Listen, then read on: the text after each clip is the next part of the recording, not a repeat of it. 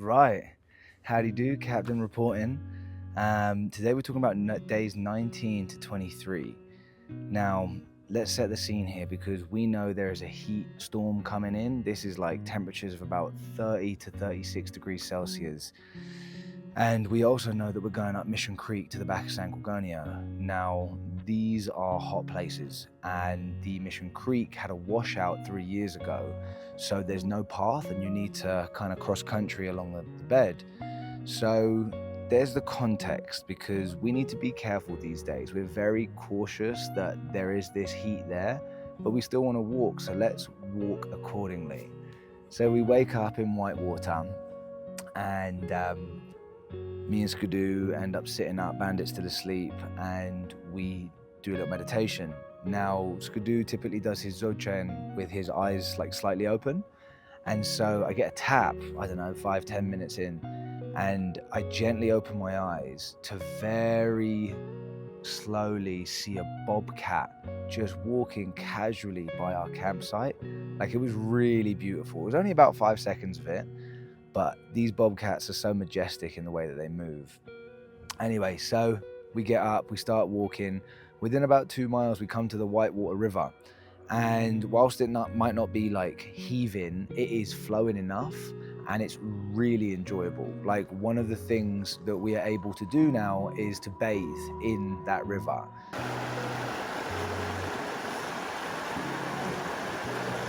So as we cross it and take our shoes off, we also decide to take our clothes off. And you know, it's like 9 a.m. and the sun is already beating down. We can feel how hot it's going to be. And yeah, so we just took our clothes off and had a great little dip. It was a fantastic start to the day, to be honest. By this time, I guess Bandit has caught us up, so she also has a little bathe, and then we start walking off towards Mission Creek. So it's about 5-6 miles, and the reality is it takes about 3 hours from 10 o'clock to about 1 o'clock. And this is hot walking, like it is completely exposed. There's only like scrub around us, so if you want some shade, you've got to get in and down. I'll show you a picture here of Bandit taking that in. The other side of it is getting to Mission Creek. Yeah, so it's super exposed, and by the time we get into Mission Creek, we have already spotted from the top of the hill where we can see the path and where we think there might be some shade just beyond the path in the Mission Creek. So we get there and it's like 1 p.m. and it's hot. It's really hot. And the best we can find is like the overhang of a small cliff. And so we plot up in there for what is ultimately about 5 hours because it's about 35, 36 degrees in the shade, let alone in the actual sun. So we hide out there. And what we decide is that we are going to want to night hike. So ultimately we put our bags on around 6 p.m. and we start walking up the creek. Now, Mission Creek, very interesting. It's about 3 years ago, there was a storm that washed out the whole of the creek. So there is no PCT trail along the way. You have to kind of be ebbing and flowing in the actual riverbed itself. And that can be just a bit slower because there is no defined path. The other thing is that back in 2006, there was the El Dorado fire. And this was actually started by a gender reveal that was using pyrotechnics. I'm assuming it was either like a spark or a firework. And they spurred the El Dorado fire and it burned for like 70 days. Anyway, with fires, what happens is you get unconsolidated soil now. So all the trees are down, the plants are there, nothing's holding the soil together. So when you get a washout like the one that happened 3 years ago, everything comes down. So as we start this night hike, you start to get a feel of what Mission Creek is like. It's quite open in some parts where the river and the creek and the flow of the water is only a little bit.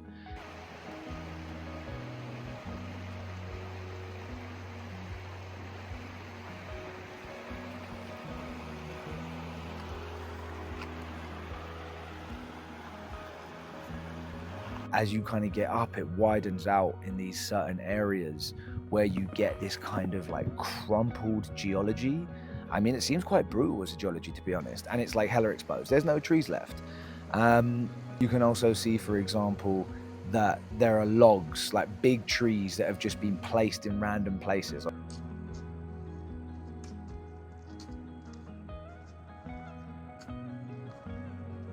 And that just, for me, gives a sign of just how powerful this kind of thing was. And yeah, we start winding our way up and up around Mission Creek.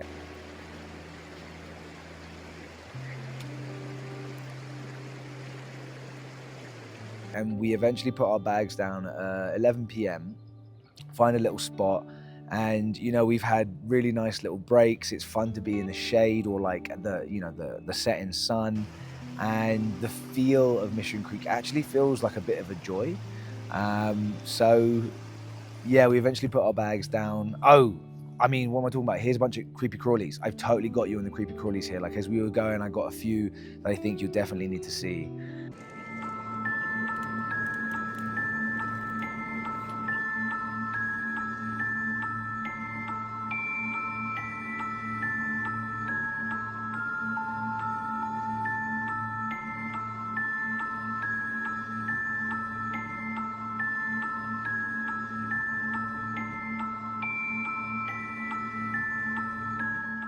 So we put our bags down. We decide we're going to get up at the crack of dawn. So let's get up at 4:30 with the idea of leaving at about 5:30. So now we're on day 20, and today is actually a day of flowers. So we'll come to that soon enough. Oh, damn, it's so good. So goddamn good. But we start making our way up Mission Creek, and now we can feel ourselves gaining elevation. So we're feeling like by the time it's midday or the actual heat, it might be a little bit less because we're climbing in elevation. So we spend the day, we eventually get into some trees, and one of my favorites here is the Sierra juniper. It's such a beautiful kind of gnarled tree, and we start getting into more of those.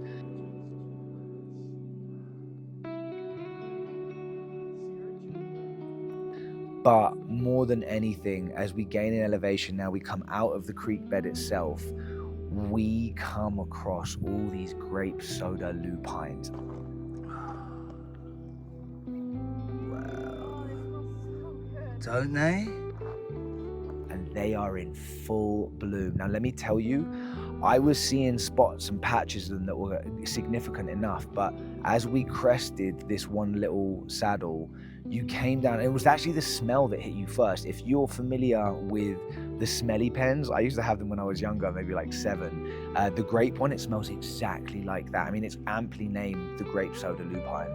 And there was just fields of them, and it took all 3 of us completely aback. It was so stunning. We had our noses in them, taking pictures, obviously, but it was just, even just standing around them. Oh, God damn. That's good.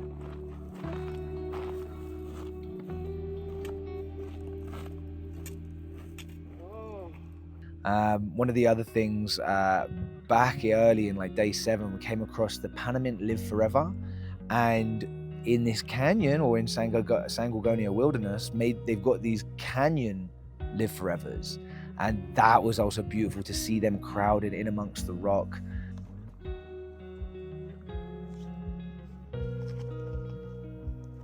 And yeah, just, it's such a blessing to be in such a arid landscape and sometimes desolate landscape and see just the beauty of these desert blooms. I was used to it from a few years back when I would see like the poppy blossoms, but the grape soda ones were unbelievable.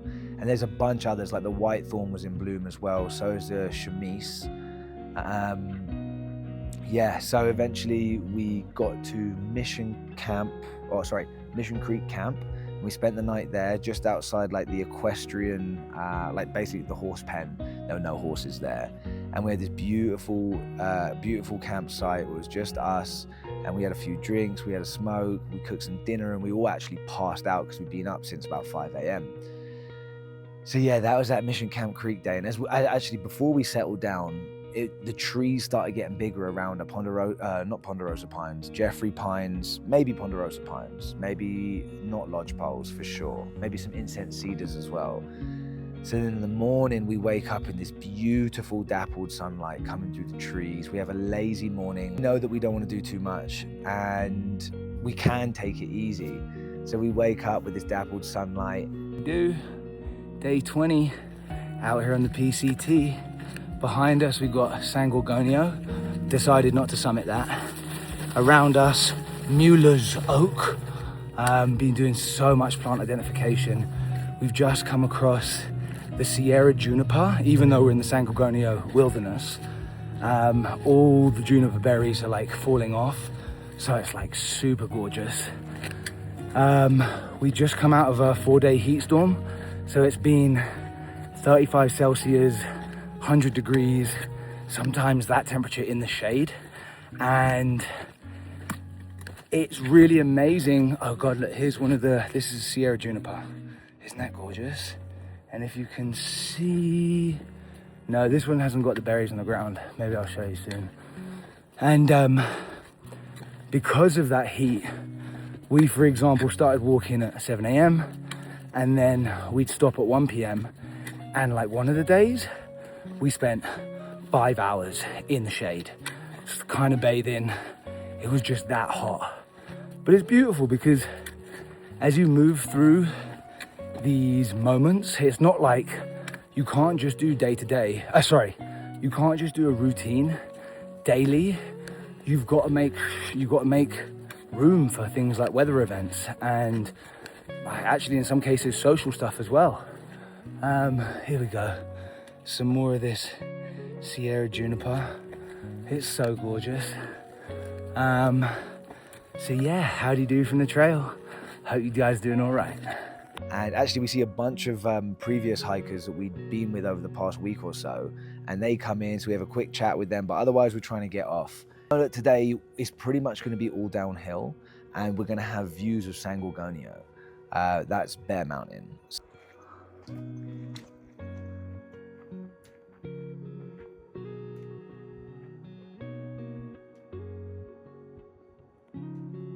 So with that in mind, we take off, and the grade is actually like just perfect. It's not too steep at all, and it's mainly downhill. So we take off there and we can see Sugarloaf on one side and Bear Mountain on the other. Really spectacular views. There's like layers of snow on there as well. And as we come off and down, we turn a corner, I get like a zzz, it turns out I got loads of service. For the past couple of days, we've not had too much service. So with that zzz, we all understand we've got a little bit, and we all dive into a little bit of admin, which is funny because then we kind of branch out a little bit for about 2-3 hours. Yeah, at about lunchtime, we all convene again and we meet at this little camp spot. It seems to be abandoned. So it's like this old camp spot that used to be used. The the building there has not been used for a while. And so that's a little bit creepy as we go through there. So as we're coming down this path, we're going to be in Big Bear Lake this day. And we actually start to see Mission Creek that we'd already come up, and it's this beautiful shot where you can just see it doesn't seem like it has any water.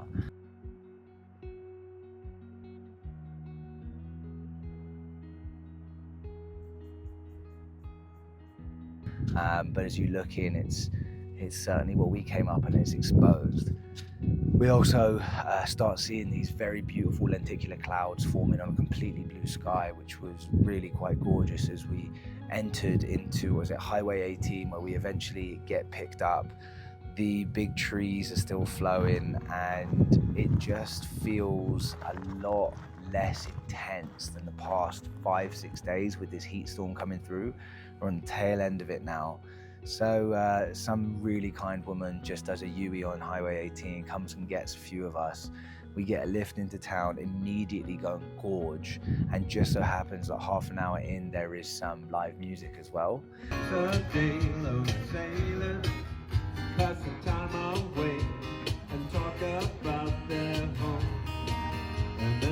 And of course we've got to do our resupply, so we go into the supermarkets, get some air conditioning, feeling a little bit good.